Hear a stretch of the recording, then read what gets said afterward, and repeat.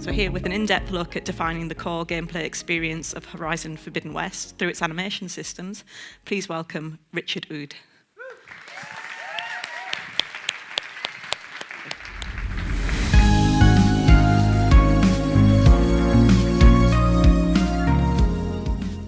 Good morning, everybody. So yeah, it was a late evening, but that shouldn't ruin the fun, basically.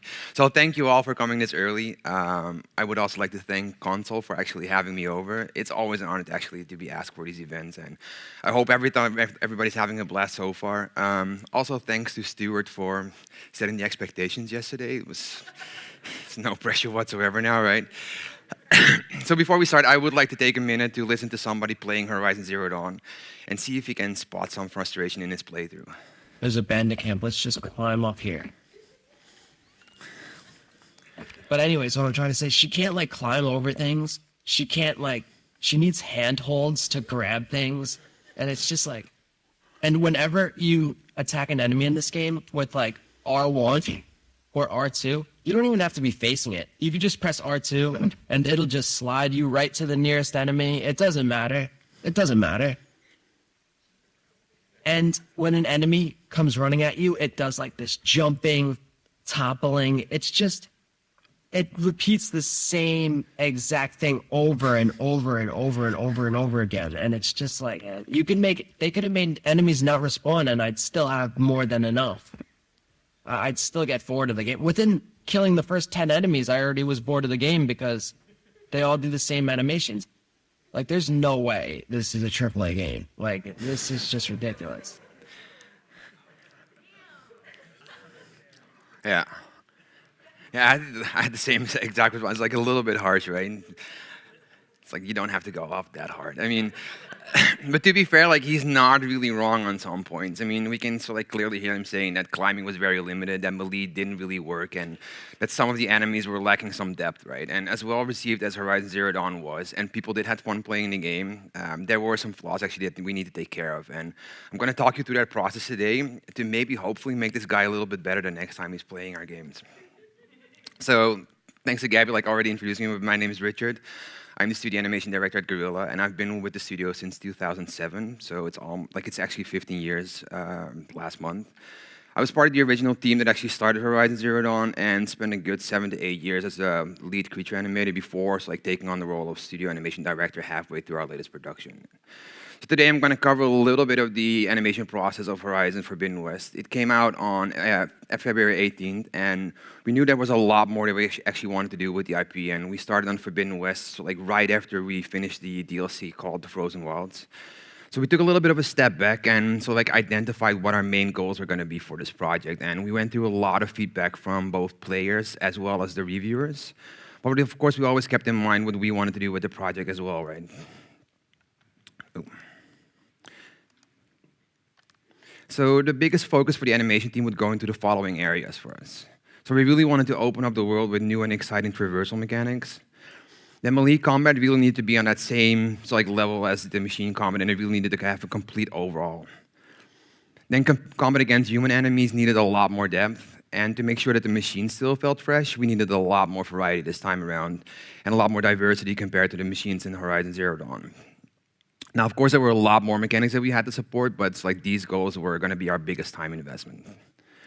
So before we do dive in, I would like to do a little bit of a quick introduction on who Aloy is, both from a personality and a physicality point of view. And this might seem obvious if you played the games, but it's kind of important to clarify and understand her character traits, since a lot of our decision-making actually comes from this. And it's something I'm going to keep referring back to during the talk. And it's also actually one of the reasons why some of the feedback we got was pretty accurate, because we dismissed some of her characters on those mechanics. And we basically have an animation guide internally that describe all of her features, her do's and don'ts, how to pose her, etc. So let's take a quick overview on that one. So Aloy has been an outcast for many, many years, and she will basically just disobey everybody that interferes with what she believes is right. And this is her world, and she grew up loving it, and she'll just literally do anything to protect it, right? She's very determined to survive these dangerous lands of the machines, which has made her very resourceful over time. And when the situation actually gets tough, she adapts really quickly, and she fully trusts her own instinct. And because of her natural curiosity, she spent a lot of time figuring out the physiology of her enemies. And with the lack of resources in her world, energy is a very valuable resource, which has made her highly efficient. She's very tough, and she's not really afraid to actually get her hands dirty or get hurt in the process. Now, from a physicality point of view, she's gotten to be super agile and nimble, which makes her posture look very upright and energetic. And a lot of her journeys and exploration have either been on foot or swimming or climbing, which has given her the muscularity of a gymnast with a lot of excellent endurance, right? And the world of Horizon is never really flat or easy to traverse, so she became pretty comfortable on difficult terrain. And since she's been hunting and fighting these machines since she was little, she's gotten to have a pretty high pain threshold because of it. So we have all these mood board videos attached to our animation guide, and those are basically there to always refer back to and so like to show the details that we're looking for. So you can sort of like see all the little micro adjustments for balance, or like how human muscles shake and so like tense together on physical tense moments, or how the muscles contract and relax, and how they affect the posture and emotion overall on the person. And all of those things are those little extra layers that we look for in our animations. Now, her way of traversing is very much inspired by traditional rock climbing, which she's been doing since a very, very young age. She's not a superhero, and things don't always go perfect for her. She can basically underestimate an action, and she can slip or fail because of it. Now, from a physical point of view, like her legs are her strongest asset, and even though she does have great endurance, she will get tired over time, and exploration can actually be physically tense and exhausting, which we always want to show through facial animation as well. Now, there should be a sense of comfort to her ground traversal, and the key aspect for us in making it feel comfortable is to actually maintain her flow and keep the momentum going at all times. And her agility makes it really easy for her to actually go from free running into combat very quickly and almost effortless at this point. Now, one thing that she actually doesn't do is backflips or acrobatics. Again, like since she's very focused, everything is on efficiency, and there's no real reason to actually waste all those valuable calories by just showing off the entire time. And that really makes it that we have to take into account the loss of physics as well. And this video here was our prime example of that flow momentum, and the way he moves tells us so much about this dude. Like, he's making very obvious choices during the obstacle, and you can tell he has a lot of experience doing this. But he also tackles it basically in the most efficient way, and that's the perfect moment in the clip right there, where he just skips 2 platforms, absorbs the energy, and just keeps on going because of it, right? And when it comes to combat, agility is Aloy's biggest advantage, yes. I like that reaction all the time. She's basically physically weaker than most of her enemies, right? So she must be very smart about it, and she really can't rely on brute force. So melee really needs to feel raw and painful, where every real hit has to be felt. And since Aloy is not a superhero, as we already established, like we need to show some of those imperfections, which will make her very relatable. And just like the traversal, this was so like the key thing for our, like as far as it goes as an example of what we wanted the combat to look and feel like. And you can see this woman is physically weaker than most of the men she's like facing, but she's very smart and skilled, right? And like her movement feels very aggressive and explosive, and that face plant is literally what makes that thing feel super raw, right? And the throw doesn't go perfect, which is fine because that's basically what makes it all the more real to us.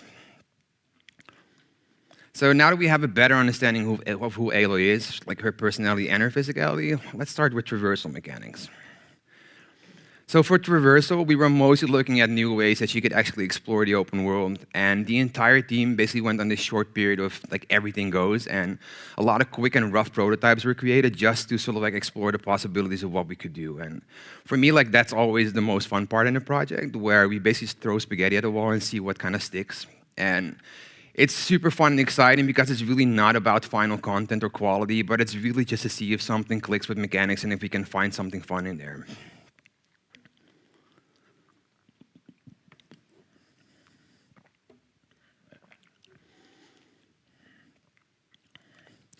So if we consider the personality guide, it becomes a lot easier for us to actually make some choices on what works or what doesn't work, right? Things like the canoe or the snowboard, again, they look super cool, but they kind of feel out of character for Aloy. Like her focus is all about efficiency and resourcefulness, and she's not gonna spend the day just chopping up wood and just building a canoe if she has the strength and stamina to basically swim large bodies of water without like losing too much energy.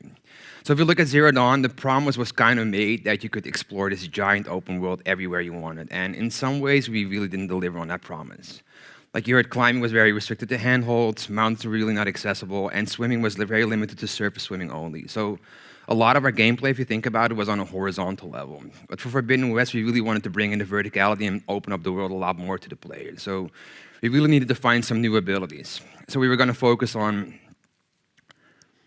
like dealing with heights in a wave descending down, then getting up to higher grounds faster, then underwater exploration, and that was mostly because, like from a core concept, half of the Forbidden West was a flooded area, and then climbing up mountains without those handholds. And I want to focus on descending and inclines today, and that's mostly because they had the most impact on the combat experience as well, and they kind of need each other just to get the most bang for your buck. So for descending, right, if we think about like how we needed to descend in Zero Dawn, it wasn't really the most pleasant experience. Exactly, like it felt super clunky and it was really slow, and it's like there was a risk of falling to your death at every step. And now that we knew this, like that we wanted the player to actually reach more like heights, we really needed a way to descend quicker down and actually avoid those long climb downs for the player. And since everything was still on the table at this point, like our animation team usually just starts with some quick previous animations just to get the conversation going. And what better way than to start it with a cool wingsuit?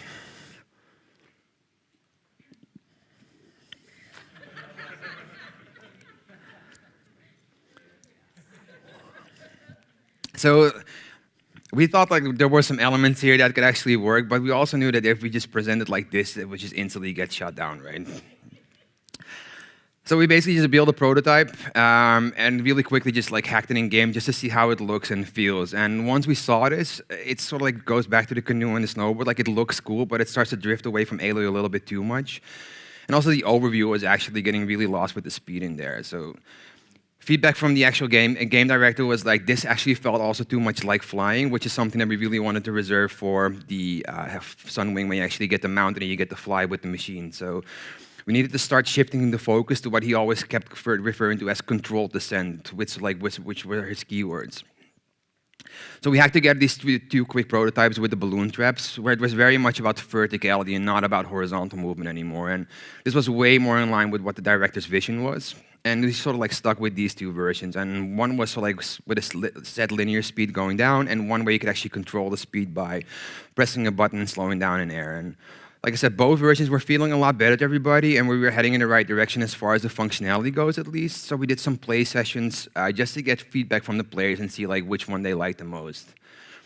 But at the same time, one of our designers was actually like fiddling around with the idea of linking mechanics together, and he was trying out like transitions to other annotations like the zip line, like you see here, but also so like to see how it would work in combat, right? Taking down machines from the sky using your ranged weapon, or just drop down and using your contextual takedowns. And once we saw this, like everybody was just going nuts, and they really was like, oh shit, we got to go for all of this, right? So it really showed the potential of not just using this in traversal, but also like see what the possibilities could be in these combat encounters.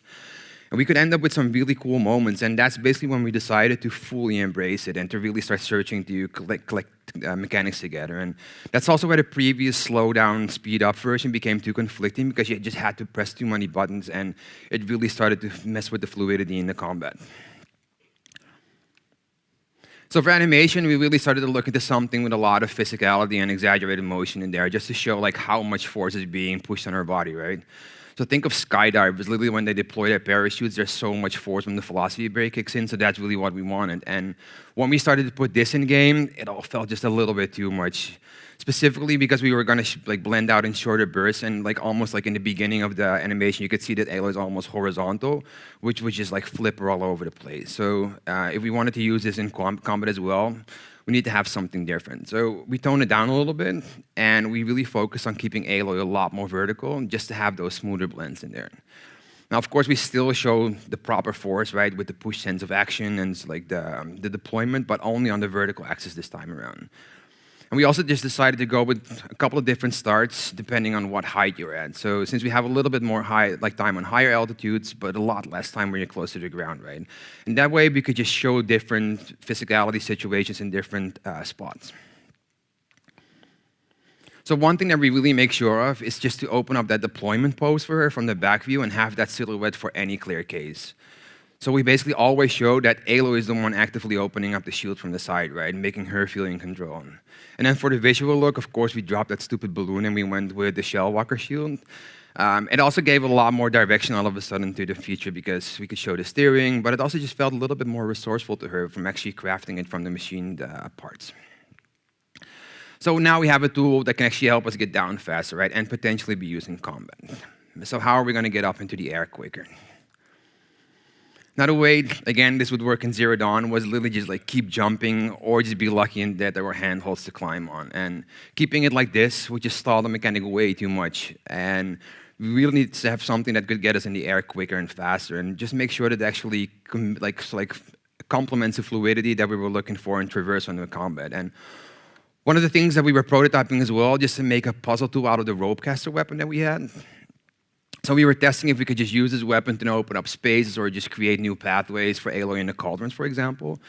But some designers were also looking to see if we could use the rope for climbing, but they were really looking at it as an addition to climbing, and they made it super slow. So you can think of a SWAT member walking up the side of a building. That was their vision, and we were like, okay, if we want to use this in combat and both traversal, then it needs to be a lot more faster and agile, right? But our game director was really afraid that if we were going to go for a grapple hook or something like that, that would become too superhero-like. And we thought differently, so we took a little bit more time this time around just to flesh it out in the previs and just to see if we could take some of his doubts away. Now the challenge here was to really make it distinct and grounded an Aloy's personality. So we took the direction of making it look like things are not always going perfect for her, and it's not always going smooth, right?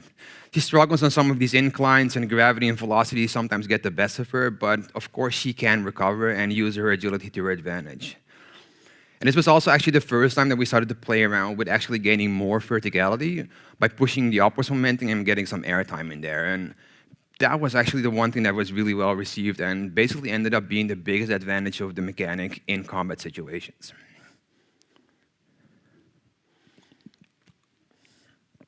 So our first implementation basically consisted of a regular setup of starts, loops, and stops. And we knew we needed to be flexible since we weren't really sure on any of the measurements yet at this point.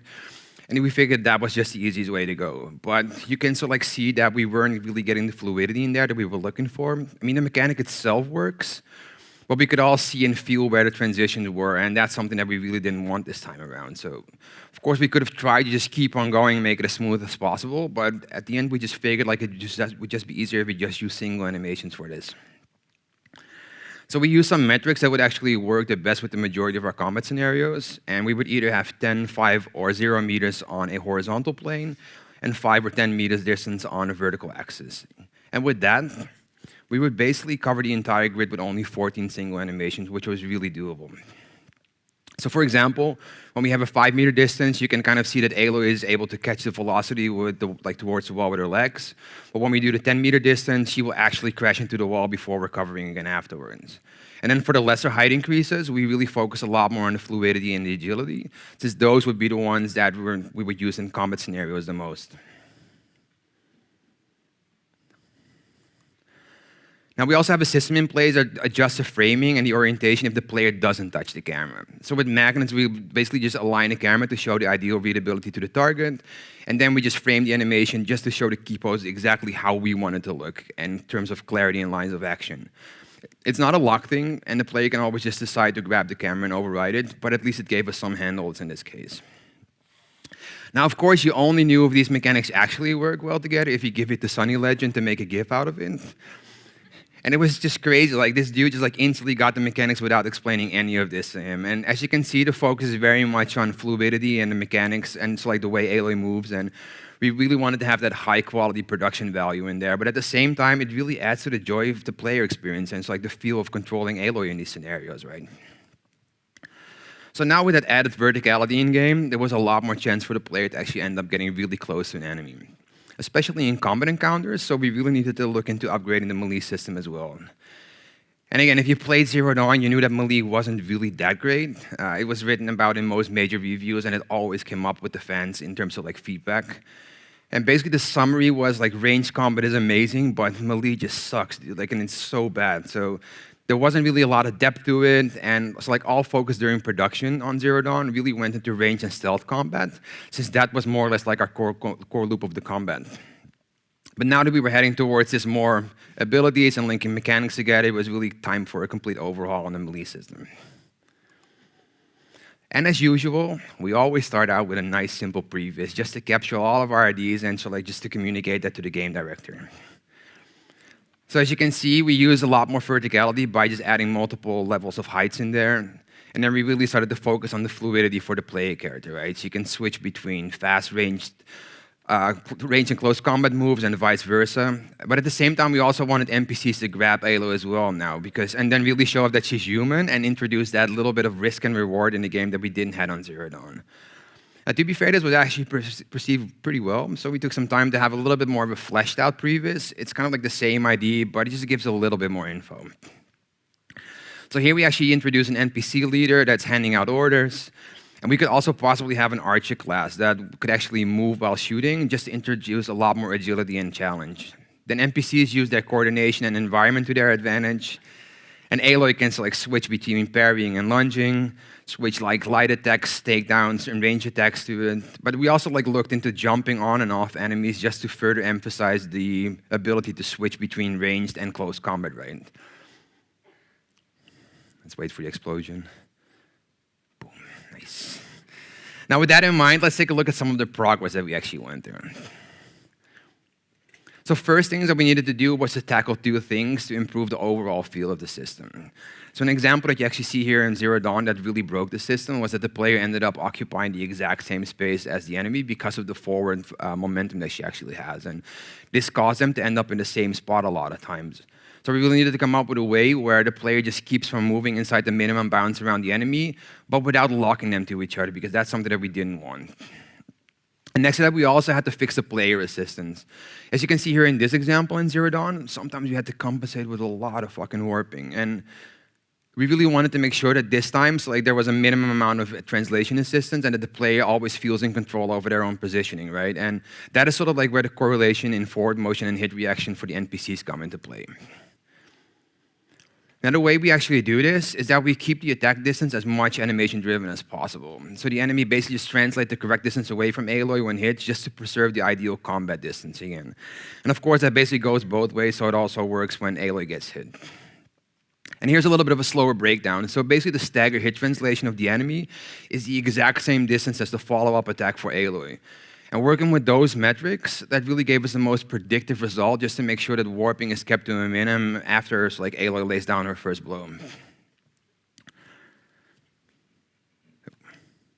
Now, as far as the combos themselves, they needed to be predictable and repeatable, so nothing super complex because that's not what our game is about.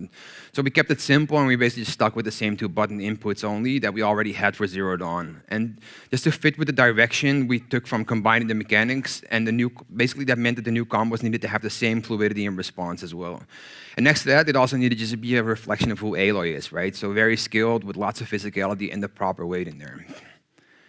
So we started off with this light combo string, and then we basically wanted to build the entire system on where game design really wanted things to be a lot faster this time around.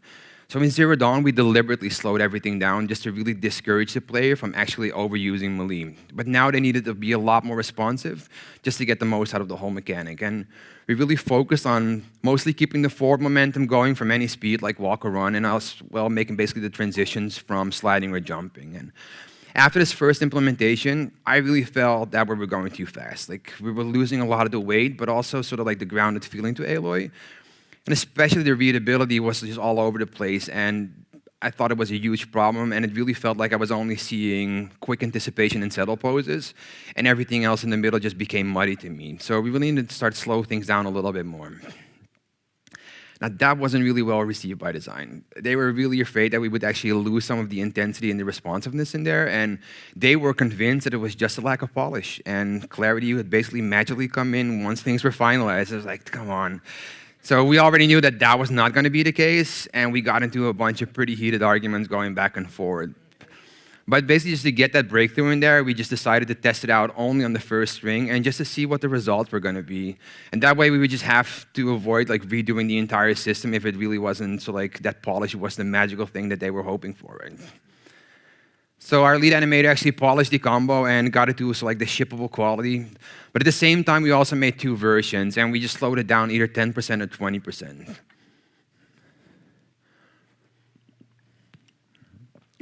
And as you can see, so like the weight starts to increase and readability becomes a lot more clear the slower we go. And for me, my initial reaction was instantly, let's go with the 20% slower move because that's exactly where I wanted things to end up. But we really needed to test this out on NPC reactions as well and just see how the whole system would work. And here, it was literally the same conclusion for me. Like the weight and the impact and the overall readability of the move just starts to feel a lot nicer in the slowed down versions, right? So we basically just like put it in game, let the teams basically just play it for a bit and see like what the preferences were. But the conclusion was unfortunately that the 20% slowdown was just a little bit too slow.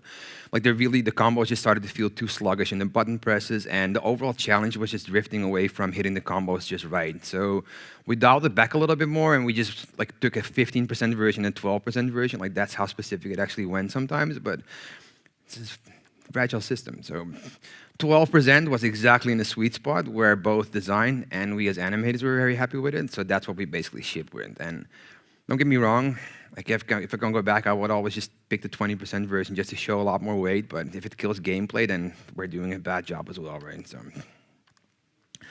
So in addition to the light attacks, we also have 2 heavy attacks. And we have a little bit more time here, and that was basically where we could just show a little bit more skill for Aloy with the spear and the anticipation by doing a little bit of a spear toss and like just start changing up the patterns, right? And for the charge attack, this time we actually see her flipping sideways, and it's not a full cartwheel, and since she only does it once, I felt it was a little bit like, more acceptable, and we basically only use it just to really read the big anticipation and get that nice big delay in the spear so we could just maximize the power and impact. And these heavy attacks already cause a larger stagger for the NPCs and already introduce that ability just for the player to like switch up attack strategies and start like following up with a range attack.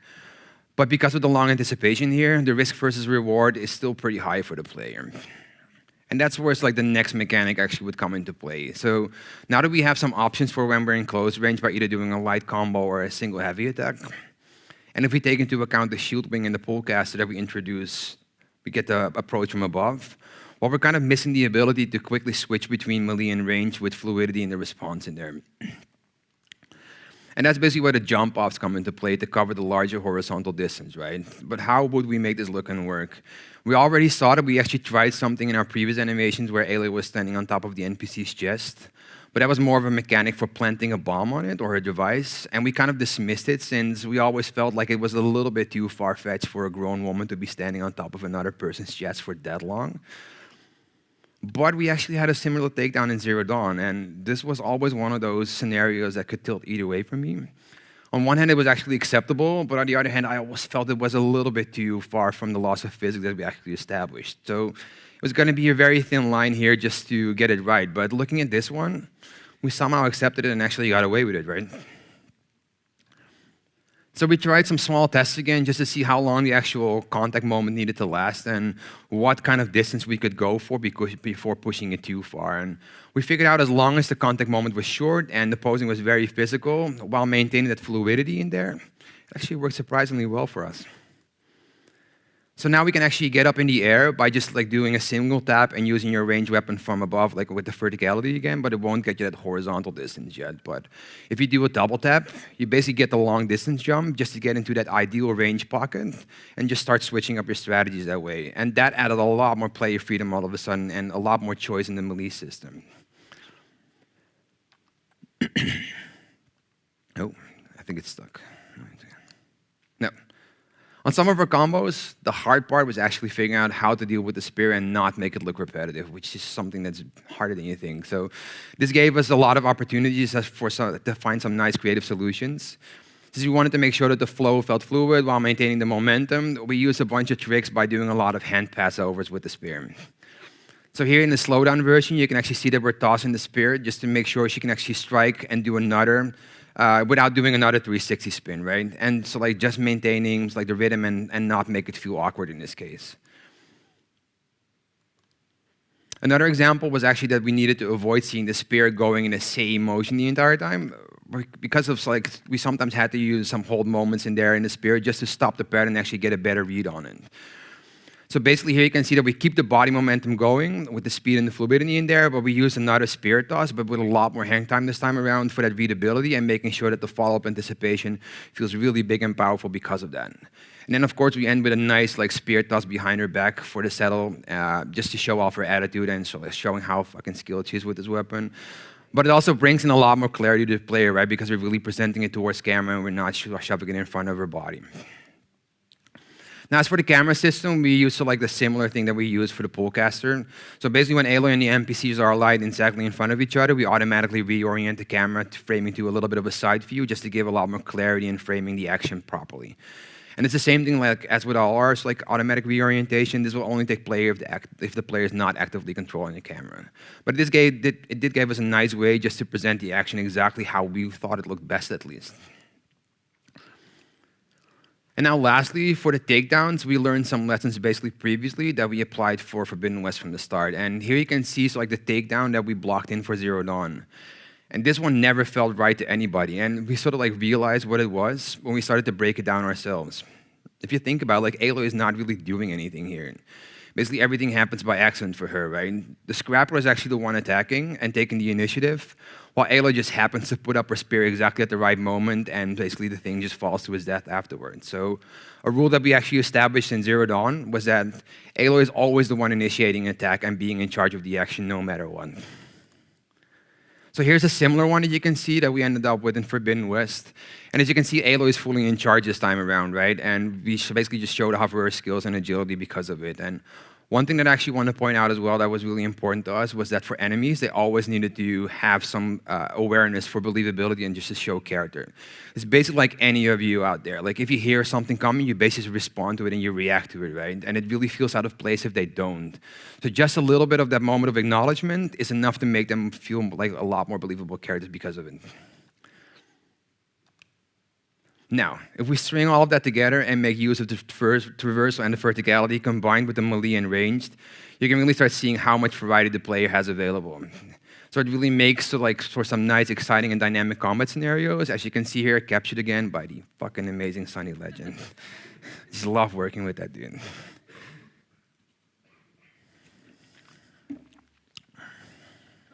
Boom. It's insane. Anyway.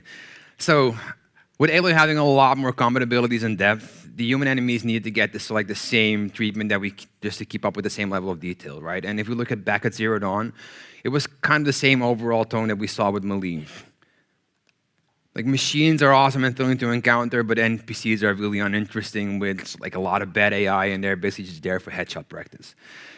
So we had to summarize a little bit of what we wanted, like what our key issues were. Right? So first of all, there was a really lack of depth, and they appeared very basic, especially if you compare them to the machine combat. There was also like a big lack of variety, since we only had one single archetype. There were also a lot of readability issues from both a visual point of view as well as hard to read anticipations and patterns in the attacks. And overall, they just behaved very unrealistic, and they were really not acting properly in groups with a lot of bad speech and a lot of bad AI. So overall, they felt more like exploits and actually a bit of a burden for most players to go through with a lot of repetitive gameplay.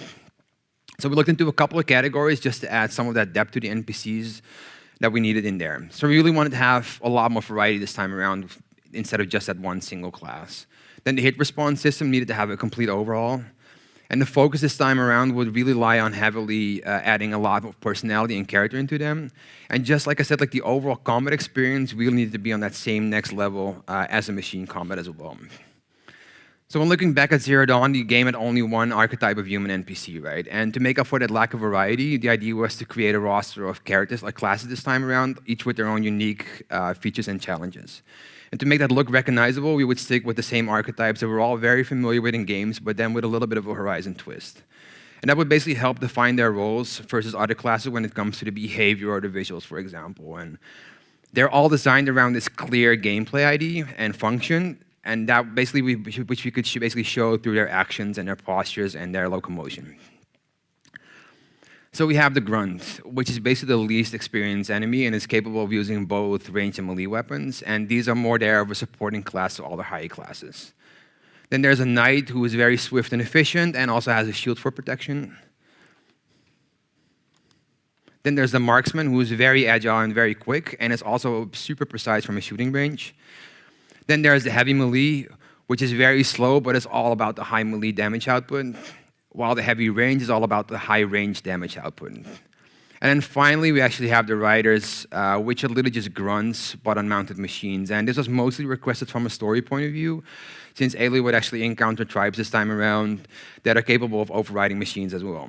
Now, to make this roster work, we've had to put a lot of restrictions on the characters to make it work for animation.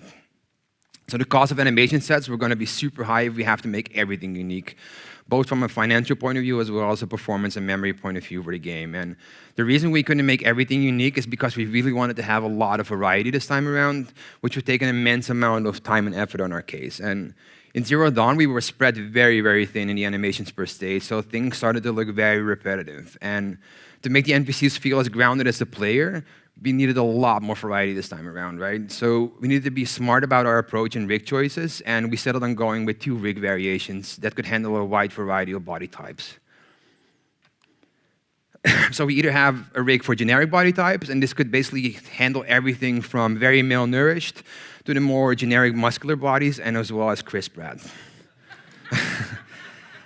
And our second rig would basically support all the heavy body types, right? And this could handle everything from like super muscular to almost overweight. So sticking with only 2 rigs would just give us the opportunity to add a lot of variety, both in the amount of animation that we could support as well as the body types that it could handle. And even when all the armor would be stripped, we could still have the readability on both those classes. Now, one side effect of this was that we had to use the same rigs for the female bandits as well, which I know, listening to Stuart yesterday, isn't anatomically correct. At least Aloy is, but like the female bandits are literally just like male-type skeletons. And but like adding another female rig, which is going to be too cost-heavy, unfortunately. Now, to get the most variation out of the 2 rigs, we went with dressing them up and by adding all these type of different elements, right? And this would create a lot of nice secondary emotion, for instance, in the cloth and the hair and the feathers, as well as the weapons and the armor. And that allowed for a lot more variety even within the same archetypes. And so like now that we've settled on what the visual direction was going to be, let's dive into some animation with the hit response system. Another example, like if you look at Zero Dawn, the reactions are kind of underwhelming. The readability and the impacts are super small, and there's such a lack of personality in there. And the overall motion just reads a lot more just like ragdolls instead of a human being actually getting shot. So we started to go into the same direction that we already used on the machines, where we just divided the body into 4 hit zones that would all have a unique outcome. So basically the head that actually triggers a stagger backwards, then the chest and the arms, which would actually cause a stagger around and you would actually face them backwards. Then the back, which actually resulted in a forward knockdown, and then the legs that would actually cause a stumble. Now that way we could actually get specific outcomes with specific windows of opportunities where you would shoot. And we knew this would only work if we had enough variations to pick from and randomize. And like I've mentioned before, the reason why Zero Dawn wasn't working next to the underwhelming performance and acting in the animation was really the fact that we were spread too thin, and you would see the same thing as the dudes in the beginning over and over and over and over again. So we recorded a lot of hit responses this time around. And here you can see the first implementation without the actual polish. So for the animation direction, we really grabbed back to our old Killzone 2 core concept of every bullet has a dramatic impact. And that meant basically for us that they had to respond properly and match to like the right force and impact. So medium hits would show medium impacts and big hits would show the larger impacts, right? And as you can see, we focus a lot more on believability and personality in these reactions, just making a lot of nice exaggerated moves with sometimes the over-the-top dramatic acting in there. And it really pushed for some sense of character, right? It's like, no. And so by adding a lot of like these variation there, this time the enemies would not fall into the repetition of showing the same response every time. And we captured a lot of these. I think we have about 150 to 200 unique deaths and almost double that amount in stagger. So it was a lot. It was a fun day of shooting though for the actors. They were super sore at the end. So now that we actually went to the animating the different archetypes, our biggest focus would actually lie on believability and personality. And to make sure that behaviors like feels very distinguished from each other, we made what we call character decks. They kind of like describe the personality, the behavior, and the characteristics in both idle and in combat situations. and are basically there just for the animators. It's just like what you saw with Aloy's animation guide. It would really help us make like choices about posing, about the locomotion, but also like during the mocap sessions, just to use like direct the actors. And it would just keep a certain amount of consistency when we had to shoot multiple sessions with multiple actors. So let's take one example and see how we did it for the grunt. Now the grunt from a personality point of view, like I've mentioned, like are the least experienced bandits. So we wanted them to be pretty rowdy, rough, and unrestrained in their locomotion, and they basically have the least amount of experience in actual combat. But they can still be pretty versatile and a little bit more all-around, unlike the more specialized classes. Now, to describe a class with one keyword, the team went with an approach of like searching for a kindred spirit. And we tried to match an animal counterpart with the attitudes that felt a little bit more similar to the archetype. And that really brought a nice fresh perspective to the table and like a nice angle of approach. And based on that, we could make decisions about behavior or attacks or just the overall feel that we wanted from the animations. So for the grunt, we picked a hyena as a kindred spirit. And if we break it down for us, that basically meant that their behavior is very aggressive in larger groups, but they can be a little bit more hesitant in smaller numbers. And they tend to be naturally drawn towards a superior or an alpha, and they have the urge to more like hide behind the more experienced classes if those are in the area. And we could basically just show that all through gestures and posture and behavior and AI.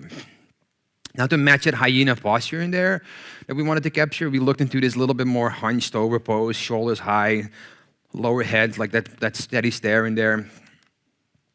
And for our own exercise, we did a little bit of a small summary of how they would behave in different situations. So when they're alerted, like you see here, they either act very unthorough or they call in reinforcement since they're kind of hesitant by themselves, right?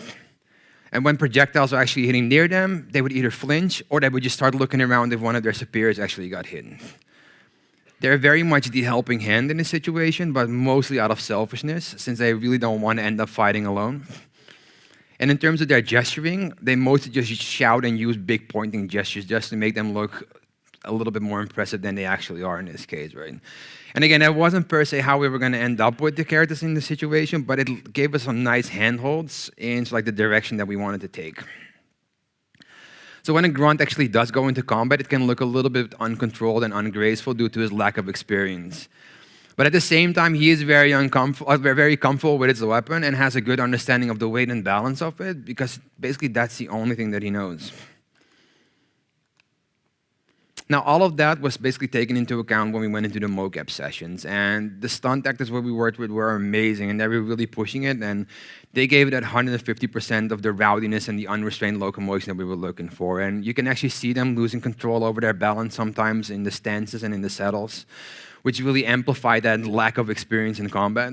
But at the same time, it's like portraying that little bit of animalistic behavior that we were looking for.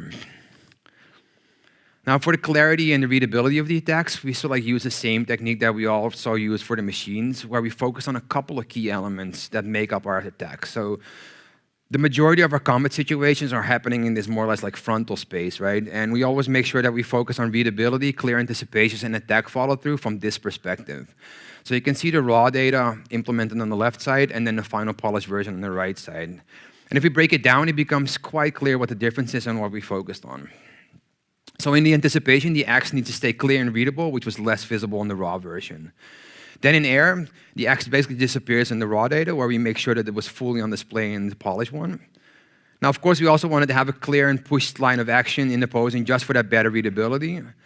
But then during the attack moment of the swing, you can see the messy line of action in the raw version, where we cleaned it up and have that very distinct line of action on screen from upper left to lower screen right. And that is one of our key components in our attack approach, is to always pick one clear line of action on screen and make that one stand out. And that really helps the player overall just to read the attacks better, but also keep a little bit more clarity in the chaotic combat scenarios that we sometimes have. And then to emphasize a little bit more of that personality in there, we also add these little small moments of attitude, like after a melee attack or a hit response. So some of these show their cockiness, where others just show the way they deal with a miss by just pointing and saying, okay, I'll get you next time, you know what I mean? Or just show off how fucking pissed off they are that they got beaten up by Aloy. And that really brought a lot of life to the characters in between sessions, right? And for that extra variation within the same classes, we also implemented different base poses and idle animations depending on the strength of the level of the grunt. So tier 1 on screen left would basically feel a little bit more uncomfortable. It's very high in their breath. and energy and almost like angst to actually get into battle, where tier 2 in the middle actually is still high in energy, but you can see that he started to ground himself a little bit more hunched over, a little bit less fast-paced in his breath. But then tier 3 on screen right is the one that feels the most experienced, right? He's very focused, very dangerous, very steady. He has that like that predatorial feel because like he has that steady stare in there, and that's what we wanted out of it, right? So all of those elements combined will just add a lot more life all of a sudden, and so like a lot more diverse experience. And the next time that you actually play the game, just take a little bit of a moment and see if you can spot any of those personalities shine through their actions. Now lastly, just to make sure that the machines were not staying behind with all of this work, and we needed them to still feel fresh and exciting, we needed to step up from the previous game and make them feel even more impressive and threatening. And that basically also fitted with the theme of the Forbidden West, which was described as a dangerous and unknown territory to Aloy. And the first step that we actually did was we took a step back and analyzed what machines we actually had on Zero Dawn. And what we saw and also kind of knew this time around was that a large portion of our machines were based on either cattle type class, so horses or cows, etc., on the left side of the screen, and a little bit more of the canine feline classes of animals on the right side of the screen, which are more like wolves or tigers. And then we're looking at the remaining roster of machines. We mostly had bipedal machines on the left side and the multi-legged or winged creatures on the right side. And in terms of visual design and size, we had a lot of variety, but in terms of locomotion, it was kind of limited. And it became very clear that the focus needed to lie on new locomotion types that would bring a fresh challenge to the player and diversity in the encounters, and something that would be a nice contrast towards the machines that we had in Zero Dawn, which were also going to be in the game for Forbidden West. And that's basically where the fun part comes in, right? So we spent a lot of time just researching all different types of animals that show a wide variety of shapes and sizes and locomotion. And since we also knew that the Forbidden West would feature more diverse ecotopes, with the underwater gameplay, we started looking into that stuff as well, and anything basically went here, right? So we went for gliding, flying, rolling, climbing, elevation because of the verticality in there in the gameplay, the jumping, the skipping, sliding or slithering, like everything was on the table at this point.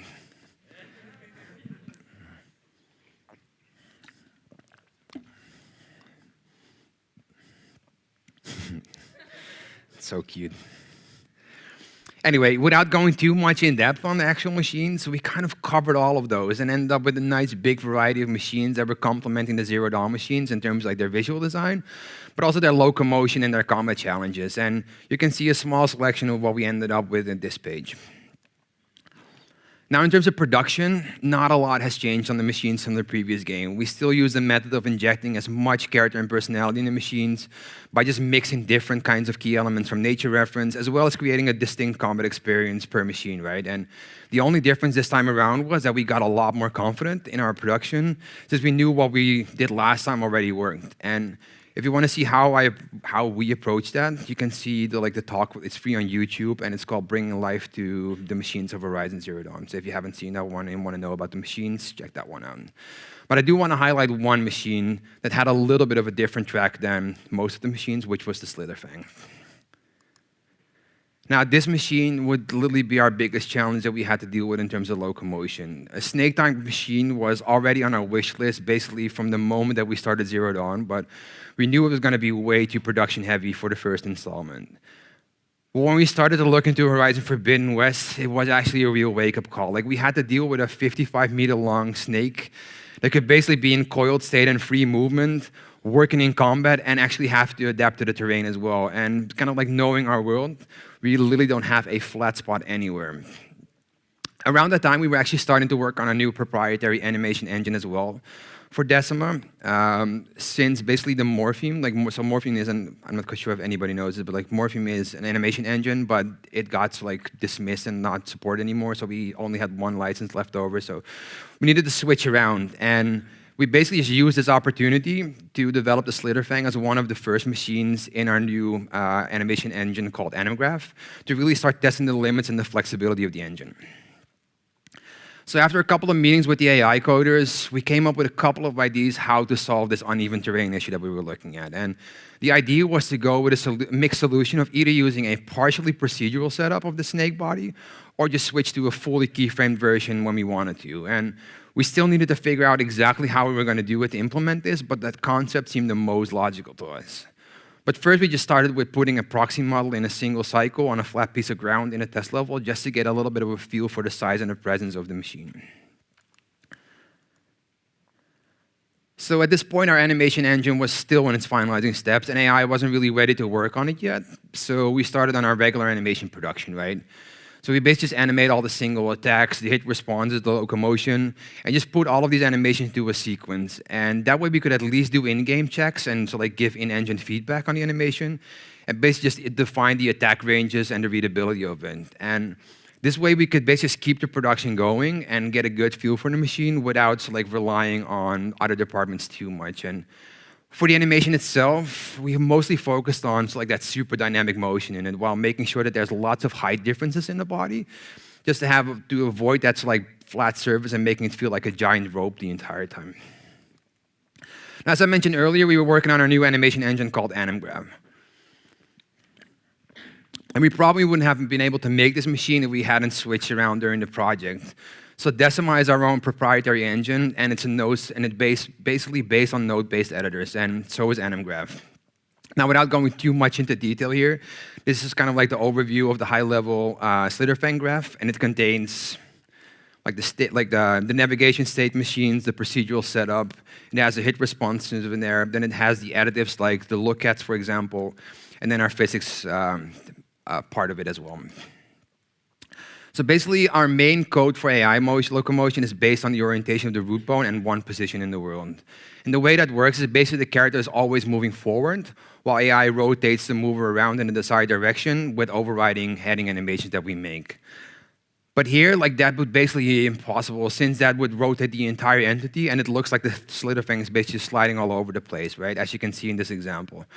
So we really need a solution where we align the body and lock parts of the body to the terrain and the turns.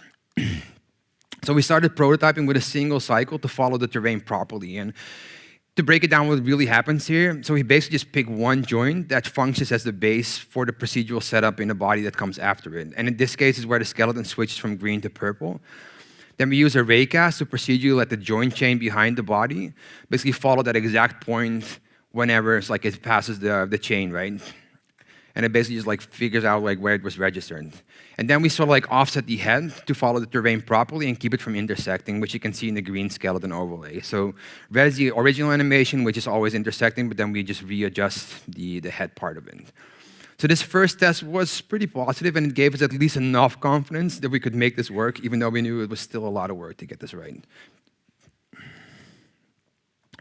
So overall, like the whole chain is not an actual IK chain, but it rather like it's just an FK path that the chain basically just like follows. So we align every joint into the path and make sure in doing so that the up is always aligned.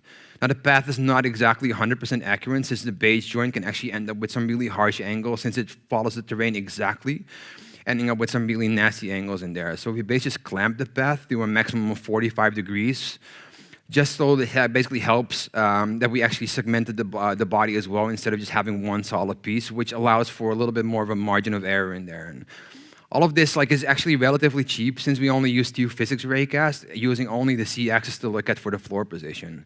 So we only use one for the body and one for the head, and everything else is just solved with our end joint IKs, which I'll cover a little bit later. So now we want to switch from the procedural snake to the full keyframe snake. We simply just stop the path from updating, and just the chain unwraps itself around the last point, known point available. And here's a good overview of that in slow motion. And that's also kind of like where our debug tool came in very handy. We could literally just assign numbers to the chain and get a clear view of which joint was causing issues to us. And this fully procedural setup would basically solve all our problems of having to deal with the uneven terrain, as well as the locomotion headings that we were looking at. But when the Slitherfang is actually in the coiled state, like in the picture, basically the entire character is keyframed. So in this state, like that we use in combat, and making sure that we basically wanted to look good as well, we had to like control over exactly what needed to happen on this one. But the issue was like, how can we actually blend during transitions when dealing with a 55-meter long body and poses that never really match, and a new AI order basically comes in halfway through an action, right? Since basically our animation engine usually blends each joint fit locally in the shortest way that it can. You actually end up with some of these really completely broken blends, as in this example right here. And that's, of course, not something that you don't really want. So for that, we kind of like use the method of using model space blending, which is literally just a technique where you just bake down the entire skeleton from local to world space and then back again afterwards. So normally when we switch animation states, we basically run both the current animation and the target animation at the same time and then linearly blend between those two animations. But for model space blending, we immediately switch to the target pose, which you can see in the green skeleton. But then we always store and so like keep track of the previous pose as the origin of our blending, just to see, as you can see in the red skeleton. We then so like calculate both poses in model space and then apply the proper blend logic to it. And after that, we basically switch back to local space again to continue with the rest of the normal animation logic that we have. Unfortunately, that still isn't enough. And as you can see here in the yellow skeleton, some parts of the snake would still go slightly below or above ground. So we basically just fix that by subdividing most of our joints chains in smaller clusters with the size of only 7 joints. And basically, when we take the height of the last joint from the target animation and use end-joint IK nodes to force those smaller clusters in the right height. So basically, if you see the yellow part of the tail here and the orange part of the tail here, it will basically never go below or above that.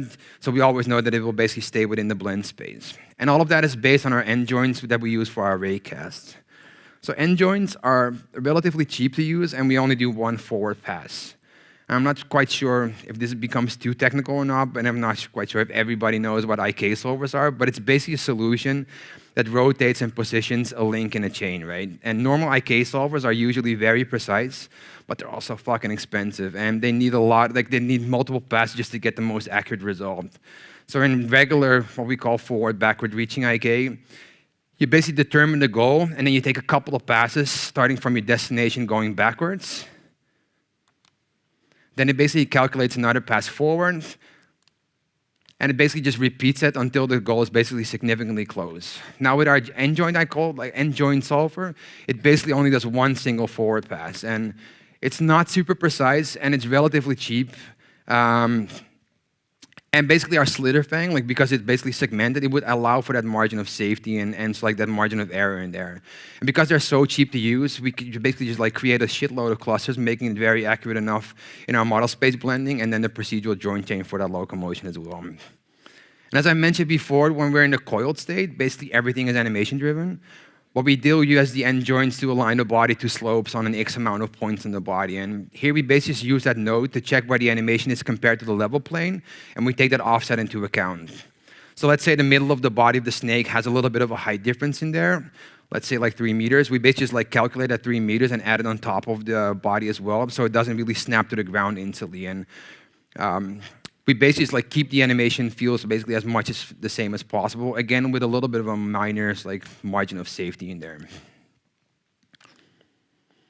And just like the previous clips, we can leave with the Sunny Legend to show off how fucking amazing he is at playing games and to show off the slither fang and how he looks in action.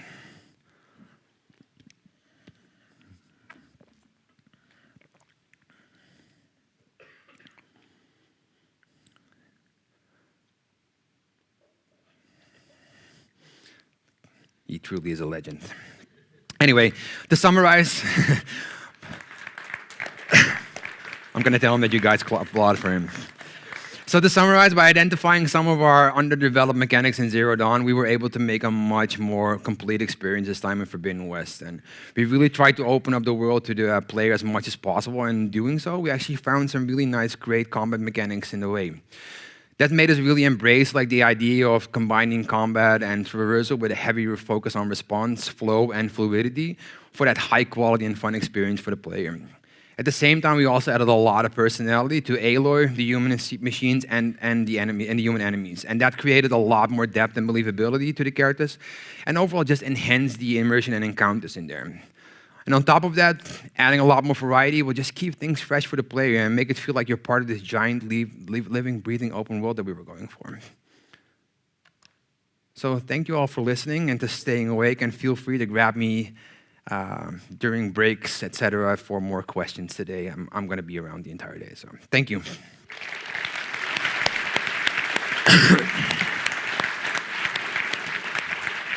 See, that's right on time.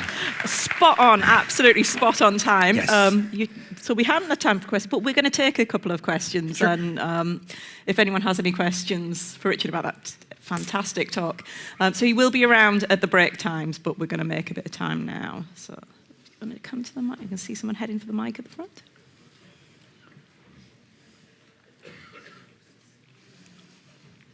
We have at least one question, so that's good.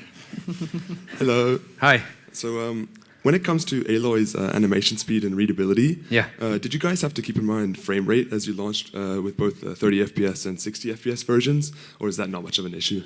Not much of an issue. Like we basically animate at 30, and then 60 is just like it basically doesn't end like on the engine's part of things. The weird thing is like some of our, just for compression, like some of our animation is still updated at 15 FPS even under the hood. So sometimes that's basically then we do have to take into account frame rate, if that makes sense. So then we have like the weird thing is that you then basically have to make sure that the pose that you really want to hit are on even frames, because then the engine does play it. So, but for like specifically for combat, etc., like everything is like as like that has a higher refresh rate basically. So we always make sure that those animations are exactly like how we animated them. Right, so, right. but we don't really take into account either 30 or 60 FPS, but we just animate at 30. Okay. Thank you. Cool.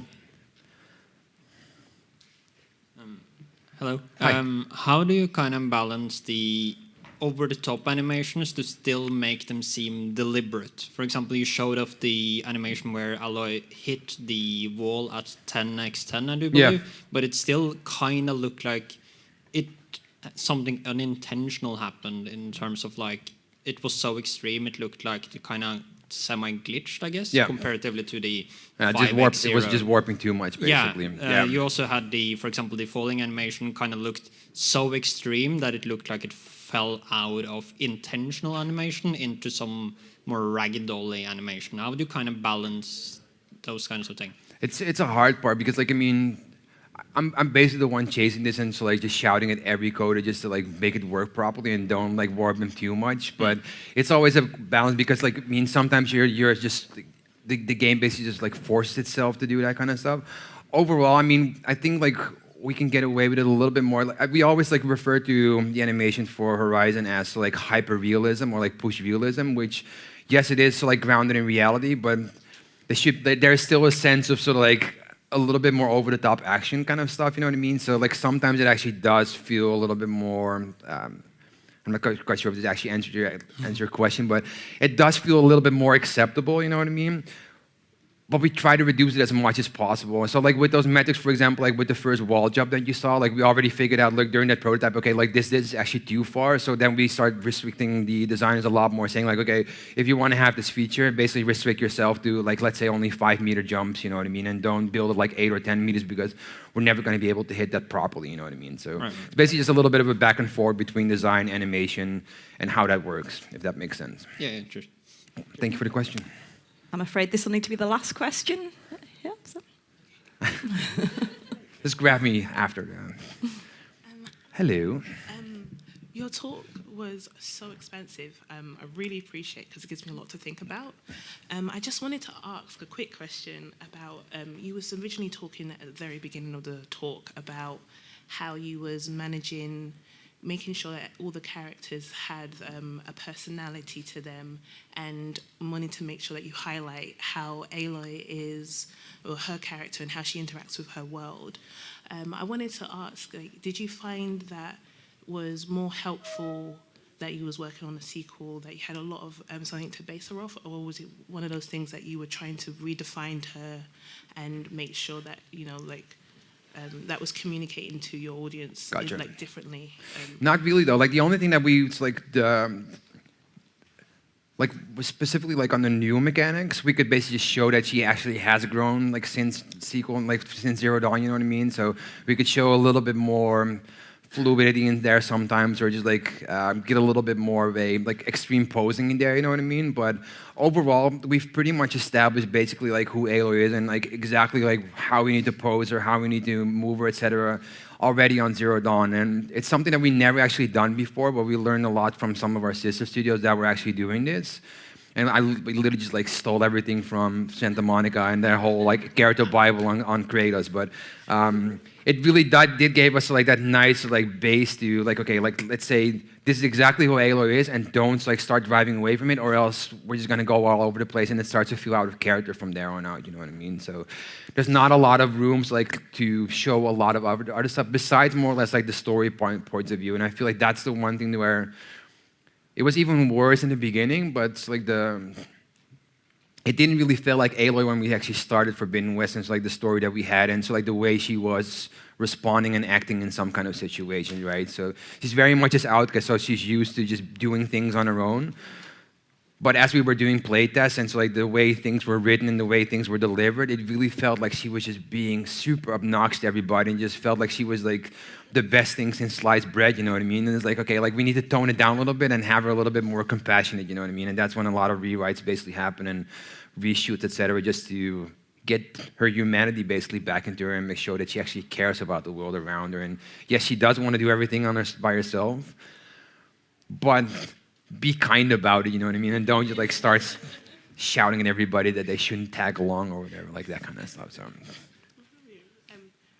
I'm glad that you managed to like prototype that and work that into like even the talk, because that was just really great. Nice, thank you. Appreciate that. Well, thank you so much, Richard, Thank you. for a fantastic start. Thanks, everybody. Have a great day.